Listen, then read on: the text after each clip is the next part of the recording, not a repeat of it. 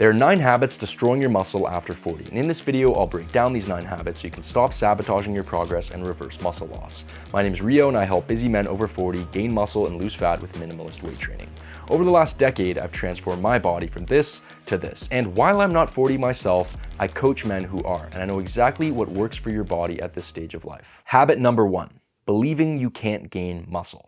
So some of you might be thinking this is a little woo-woo and that it doesn't relate to transforming your body, but this actually massively relates to transforming your body, and I'll explain why. So one of my mentors, Sam Ovens, had a really powerful quote that completely changed the trajectory of my life once I heard it. And the quote goes, "It doesn't matter what is true, only what you believe is true, because with work, that will become true." And so what that essentially means is that the only thing that really matters in life is what you believe to be true, right? And like at the end of the day, 90% of achieving anything comes down to your mindset. And a lot of people throw around this term mindset, and it's this kind of amorphous term. It's very arbitrary. Many people can't even define what it actually means. What mindset really means is your paradigm. It's your worldview. It's the lens through which you see reality in the world and yourself, right? And so fundamentally, how this relates to transforming your body is that if you do not believe that you can transform your body, if you believe that you're too old to see a significant body transformation, then you're fucked, because you're never going to take the actions required to transform your body and gain muscle. Because the fundamental thing to understand here is that human beings will never act out of alignment with what they believe to be true. And this is why, people say like mindset is the most important thing. Again, most people can't really fucking define mindset, but your paradigm, how you see the world, is the most important thing. Because if you believe it's impossible to gain muscle and transform your body over 40, you're not going to do it. But not because it's not possible to transform your body over 40, but because as a result of you not believing it's possible deep down, you're not going to take the actions required to make it happen. Because our actions will always align with what we believe to be true. We will never act out of alignment with our beliefs, because it's going to create too much cognitive turmoil, right? And so I'll give you some other examples. Like if you don't think you can get a girl, you're not going to get the girl because you don't believe it's possible. So therefore, you're not going to take the actions required to get the girl. If you don't think you can make a lot of money, you think making a lot of money is off the table, it's impossible for you, you're never going to make a lot of money because you believe fundamentally at a deep level that it's not possible for you to do. And if you don't believe it's possible, you're not going to do what's required to get it, right?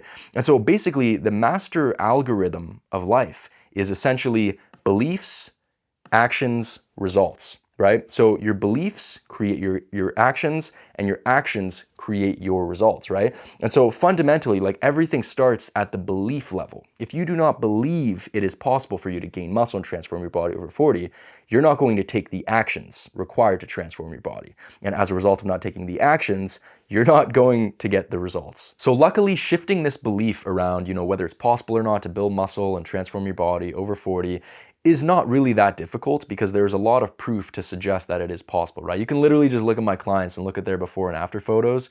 You can see that achieving a significant transformation is possible at any stage of life. Like I have clients in their 40s, in their 50s, and I have a couple in their 60s as well, right? And so you can just look at those before and after photos to see that it is indeed possible to make a significant transformation at any stage of life, right?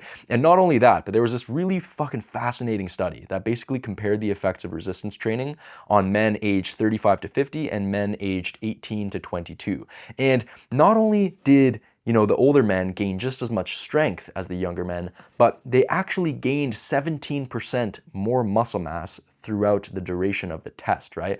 And that's pretty fucking promising. I'm not 100% sure why that is. I think it might have to do with like muscle memory, or already having sort of a base level of strength and like proficiency in the exercises that they're doing. But I'm not 100% sure why it is, but I think it's pretty promising for any men who are in that age bracket, because it is very much, it's not only fucking possible to see an incredible transformation, but you can actually gain more muscle than that of a younger individual. If you're a busy guy over 40 and sick of having a dad bod, tired of struggling to lose fat and build muscle, and frustrated because nothing seems to work, I've created a free training that reveals exactly how men over 40 are getting lean, strong, and muscular with literally just 2 workouts per week without endless cardio or restrictive diets. Click the first link in my description to check it out and stop wasting time on methods that do not deliver results. Habit number 2, prioritizing cardio over weight training. So this is actually one of the worst habits that you can have when it comes to, maintaining your muscle mass or building muscle mass as you age. And I'll explain why. And I know this sounds extremely counterintuitive because most people say that cardio is the key to being in great health and having a great physique, but I strongly, strongly disagree, right? And I'll explain why. And I'm gonna mostly relate this to muscle gains. When it comes to fat loss, I also believe that it's actually counterproductive because it tends to increase your appetite, cause you to screw up your diet more, when really, when you're trying to lose fat, you wanna keep your appetite low. But that's a story for another day. I really wanna talk about how this relates to building or maintaining muscle mass as you get older.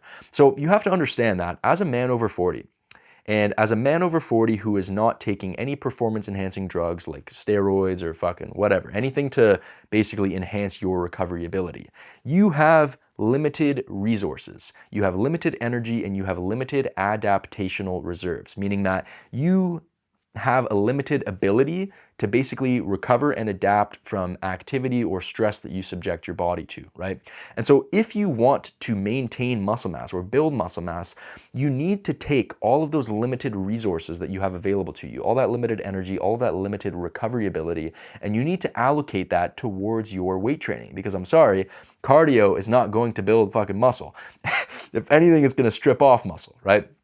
And so understand that your priority for building and maintaining muscle mass as you get older is weight training. And you have limited resources, which means that if you're gonna do cardio and you're gonna do weight training and you're gonna do like sports, or you're gonna do like all these different activities, you're basically spreading yourself very thin. You're going in all different directions, and as a result, you're not gonna make very much progress in any one of those directions, right? You're basically gonna get like a little bit of results from like all those different things instead of getting significant results from one of them, right? And so it's much better for you to take your limited resources and just dump all of that into your weight training, because that is where your priority has to be if you're trying to build or maintain muscle mass. Habit number 3, not getting enough calories. And so you have to understand, guys, that muscle needs energy to be sustained or to grow, right? Muscle is not built out of thin air. You need to give your body the building blocks that it requires in order to build or maintain muscle mass, right? And the building blocks are calories and protein. And so I see a lot of over 40 men kind of neglecting the calorie side of things, right? They want to gain muscle, they want to reverse muscle loss, but they're kind of like eating in a calorie deficit. And I'm like, dude, like if you want to build or maintain muscle mass, you have to at least be eating at maintenance, right? You need to at least be eating the amount of calories required to stay where you are and maintain the current level of muscle mass that you have. And if you want to grow and gain new muscle mass, you have to be putting yourself in a small calorie surplus, right? At the end of the day, like when it comes to building muscle mass, it's a lot more about like how much you eat. This goes for fat loss as well. It's a lot more about how much you eat than what you eat. Like you need to be really keeping a close eye on your calorie intake, right? Because if you want to gain weight, that is going to require you to eat more calories than your body burns on a daily basis. If you want to lose weight, that's going to require you to eat fewer calories than your body burns on a daily basis, right? And so it's really important, like if you want to build or maintain muscle mass as you get older, you need to at least be eating the amount of calories required to maintain your current weight, or preferably if you're trying to gain muscle mass, which I would recommend, you eat in a small calorie surplus. It's important to note that you only need a small calorie surplus to build a lot of muscle mass, right? If you put yourself in too big of a calorie surplus, then you're just gonna gain a lot of body fat, and then you're gonna have to spend a long time on a fat loss diet, and then that kind of sucks, right? You don't really need a big calorie surplus in order to build muscle. I would recommend putting yourself in a calorie surplus of like 200 to 300 above maintenance per day. Anything more than that is probably just gonna yield a lot of fat gain, which you don't really want. You really wanna try and gain about a pound or two a month. Like if your goal is to gain muscle, aim for a pound or two of scale weight every single month. If you're gaining more than that, it's likely that anything beyond that 1 to 2 pound mark is just going to be body fat. But if you're gaining like less than a pound, then you're probably not eating enough to actually, yield significant muscle gains. Habit number 4, overlooking recovery and sleep. And so it's really funny. If you go on YouTube and you look at like fitness videos and you search throughout the scope of the fitness industry, you'll see so many fucking videos on like training and nutrition and all that. But there are actually so few videos on sleep. Like there are people who obviously specialize in health and hormone optimization and shit like that, and those people will talk about sleep quite often. But when it comes to people who are, teaching fitness and health in terms of like, changing your body composition, gaining muscle, losing fat, building strength, very few people talk about the importance of sleep. But honestly, sleep is the most important thing by far. Because in all honesty, like the most optimized training and nutrition plan is kind of worthless without proper sleep. And so if there's one thing you're going to fix first, it should be your sleep. And there's sort of an analogy that I like to give for this. I don't know if I invented this or not. I've never really heard anyone talk about this, so it's possible that I did. But I call this the fitness triangle. So I have this analogy. I tell this to my clients, and you probably heard me say this in videos before if you've watched any of my videos.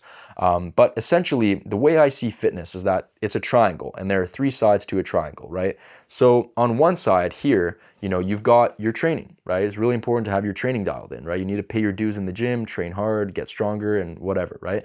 And then on the other side, you have your nutrition. It's really important to have your nutrition dialed in, right? And then on the last side of the triangle, you have your recovery and your sleep. And so I see these as like the big building blocks of any successful fitness regimen. You need to have all of these three things dialed in. And the reason why it's a triangle is because it's basically an interdependent system. You need all three of these sides to be holding strong. You need to have them all dialed in for you to have a successful fitness plan. And if even one of these sides is not dialed in, the whole thing crumbles and falls to shit. It's an interdependent system. And when these three things work together, it gives you incredible power to transform your body. But if one of the sides is fucked, then everything just kind of goes to shit, right? And so when it comes to fitness, most people really prioritize the training and nutrition, and then they leave the sleep as kind of an afterthought. But the reality is that sleep is basically the glue that holds everything together. Because as I said, if you have perfect training and nutrition, it doesn't really mean shit if your sleep is not dialed in, right? If there's one thing you fix first, it has to be your sleep. So what's really important to understand that most people do not get is that muscle is built during rest and recovery. Most of your muscle is going to be gained while you are sleeping, right? And so it's critical for you to get the right quality and quantity of sleep for you to be able to basically turn the stimulation that you create in the gym into actual muscle tissue, right? And not only that, but having proper sleep dialed in is also going to be critical for your ability to even stimulate muscle growth to begin with. Because it's going to be really fucking hard for you to stimulate muscle growth and train really hard to stimulate muscle growth if you're always sleep deprived, right? Because if you go into the gym fatigued and tired because you didn't sleep very well the night before, you're not going to be able to train hard enough to actually trigger muscle growth, right? And so sleep is really the foundation. If the sleep is not dialed in, then your fitness regimen is built on a shaky foundation. You're not going to see success, right?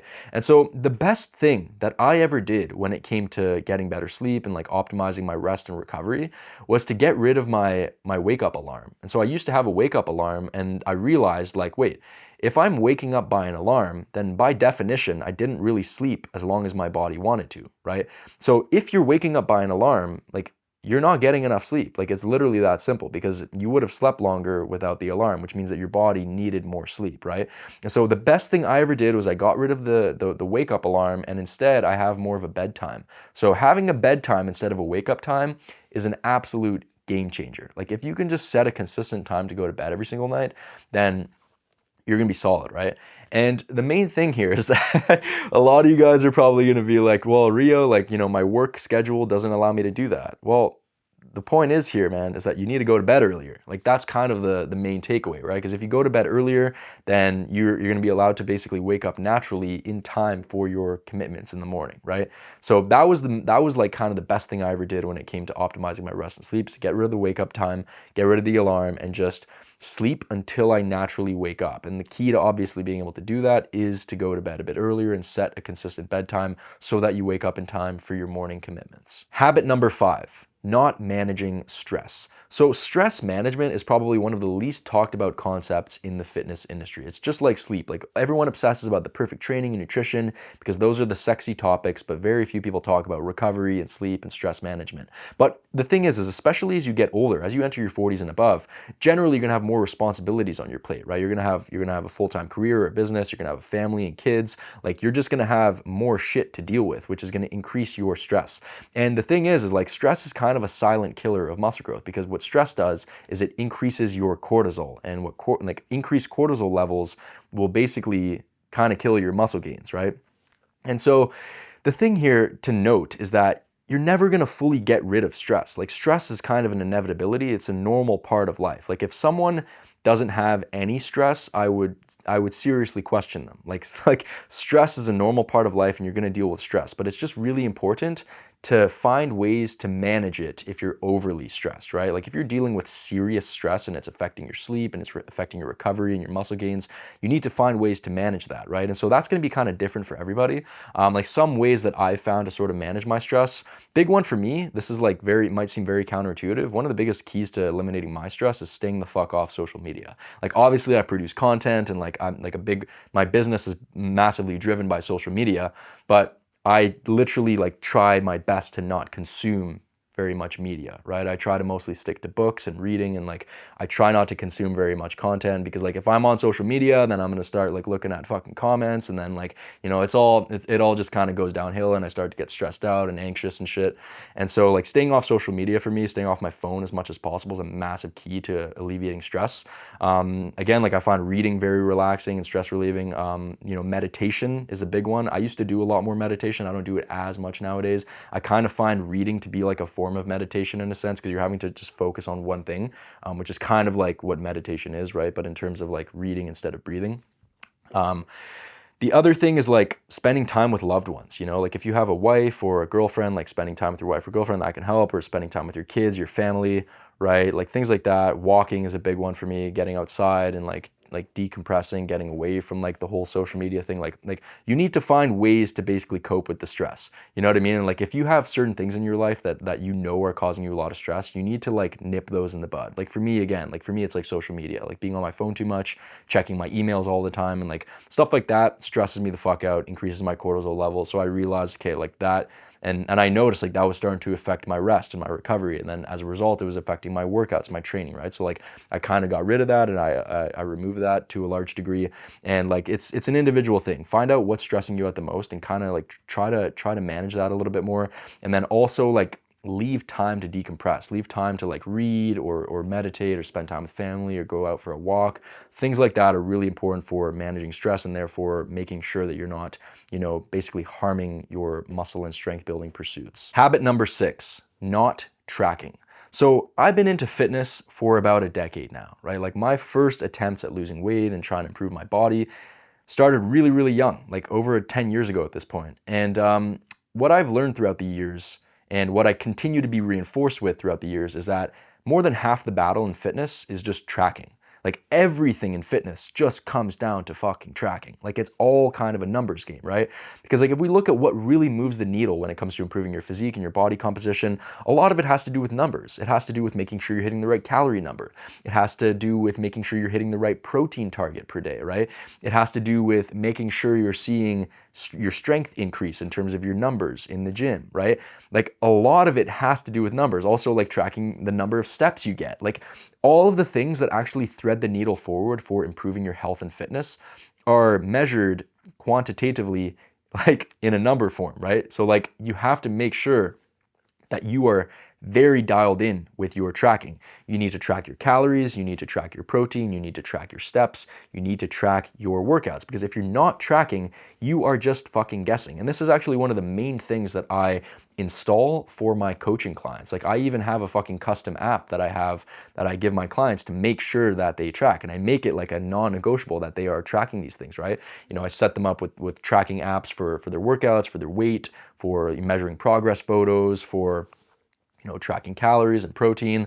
Like that is one of the main things that I help my clients deal with, because like at the end of the day, if you have your tracking dialed in, you're going to be fine. Because again, a lot of the things that you have to do to build a great physique and improve your body and health have to do with making sure your numbers are at a certain place, making sure you hit the right amount of steps, the right amount of calories and protein for your goal, making sure that you're seeing your numbers go up in the gym, making sure you're getting enough steps every single day. Like those are kind of the most important things. So you really want to make sure that you get in the habit of tracking.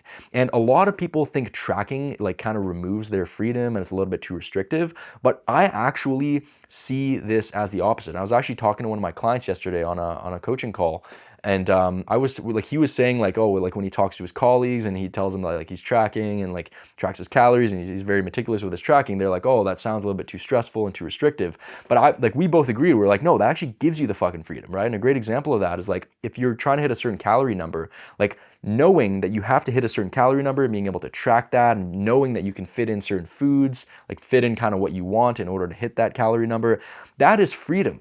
Like that is freedom because you know that you're actually like doing what you need to be doing and you have full control over like the inputs that actually create the result that you're trying to get. Habit number 7, program hopping. So this, guys, is a massive one. And this is actually, believe it or not, one of the biggest things that I have to deal with as a coach. This is one of my biggest pet peeves, and it's one of the main things I have to keep my clients dialed in on is avoiding shiny object syndrome. Like the amount of times, like I had a client not long ago that basically like we would get on these group coaching calls every single week, and every single time he came onto the call, he would have a new routine. He'd be like, Rio, but what about this? Oh, I saw this on YouTube. What about this guy's routine? Oh, but Rio, like what about high reps? What about low reps? What about like doing this split versus that split? And it got so fucking frustrating to me at a certain point because I was like, dude, I have a system that I know works, but it only works if you work and you actually follow it, right? And you stay consistent with it. And so like, obviously, people like that will just never fucking get results because they don't stick to the system and they're constantly trying to find shiny objects and find the new and best thing. And that is a massive fucking problem, guys, because the thing is that there is no such thing as a perfect routine. Any routine, any reasonable routine will work if you stick with it long enough. Like in essence, the perfect routine is just the one that you fucking stick to, right? So I have a saying, which is that like the person who actually sticks with a suboptimal workout routine and stays consistent with it will see way better results than the person who just jumps from like perfect routine to perfect routine, right? Like at the end of the day, it's just about picking something and sticking with it. Like people can conceptually understand this in other areas of life. Like, I mean, maybe some people fucking don't, but like it's pretty easy to understand. Like if you start a business, like one week, like you're not gonna fucking change the business like the next week or the next month, right? Like people can kind of understand that with other facets of life, but they kind of throw that out the door when it comes to fitness. It's like you need to fucking stick with the same system long enough to actually see results, right? And so on a tactical level, how this actually affects your progress in terms of like, like switching things up constantly and how that affects your muscle gains. Basically, what you have to understand is that it takes time to get acquainted with workout routines. It takes time to get acquainted with certain exercises, to learn how to do the proper technique, to learn how to actively like fire your muscles in certain exercises. That takes time. There's basically an adjustment period that occurs whenever you start a new program or you introduce new exercises into your workout routine, right? And so if you are constantly changing everything, you're basically in a constant state of adaptation and adjustment rather than actually making progress. Like let's say it takes 3 or 4 weeks to get used to new exercises. If you're like most people and you change exercises every 3 to 4 weeks, you're in a constant state of learning instead of actually making progress, because where real muscle progress comes is from chipping away at the same movements over and over again for weeks on end, for months on end, long enough to actually master those movements and get really strong at them and see significant progress, right? Like not only will you not see good results, but you actually won't even be able to like accurately track progress because you're constantly changing things, right? To track progress accurately, to know if your routine's working, you need constant variables. You need to be able to stick with the same thing over time to see how your progress changes, right?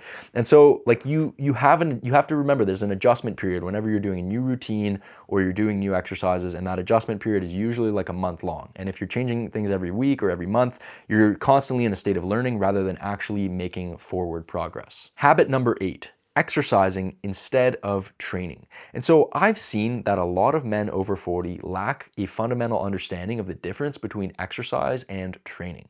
So exercise is physical activity done for the immediate effect, right? It's like going for a run or doing a jog or doing a workout to feel good about yourself, get the blood flowing and like burn some calories, right? That's basically what exercising is, right? But training, on the other hand, is physical activity done with a long-term goal in mind, where basically every single workout is one constituent piece of a plan to get you to a certain outcome, right?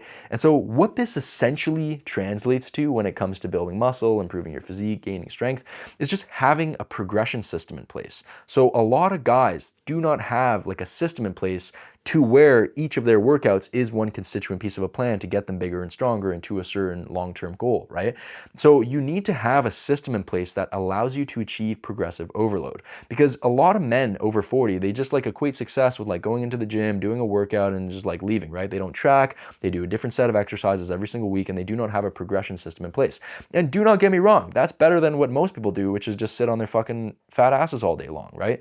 Like that's fine if that's your goal, is just to kind of feel good about yourself and like get the blood flowing.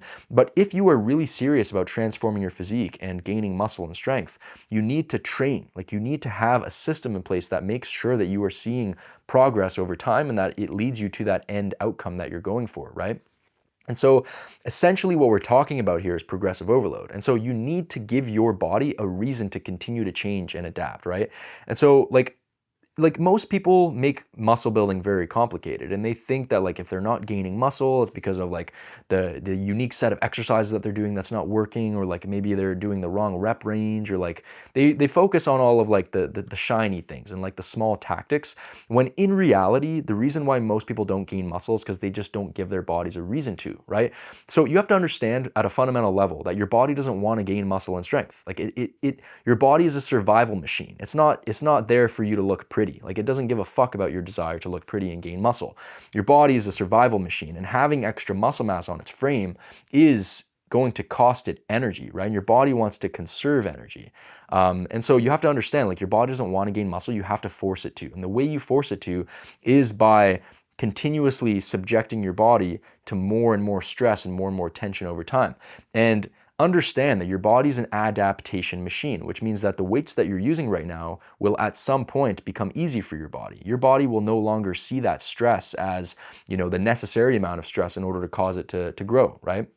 And so in order to continue forcing your body to change and to continue to grow, you need to keep subjecting it to more and more stress, more and more tension levels, right? That is the only way that you're going to be able to see continuous muscle and strength gains over time. And simply the way to do that is just to continue adding weight to the bar, or to continue adding reps, right? So you need a progression system in place. You need to understand the difference between exercising and training. If your goal is to build a great physique and really like improve your body composition, you need to be training. Exercising is not really going to get you anywhere. Habit number 9.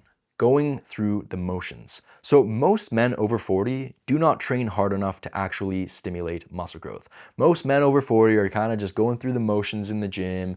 They're kind of just like looking around in a daze. They do not train with focus and intent and intensity, right? And so you have to understand that if you are not pushing your sets in the gym close to failure, you're not going to be fully stimulating muscle growth. Like that is just the fact of the matter, because it's only those last final tough reps of any set that actually create the required stress for your body to be triggered to grow, to trigger muscle growth, right?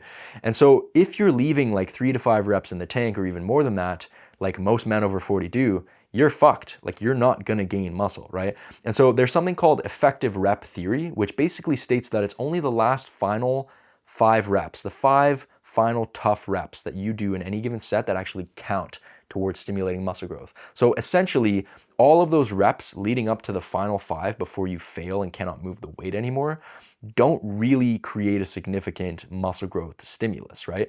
And so if you're not pushing out those final 5 reps, you're in essence kind of just wasting your fucking time.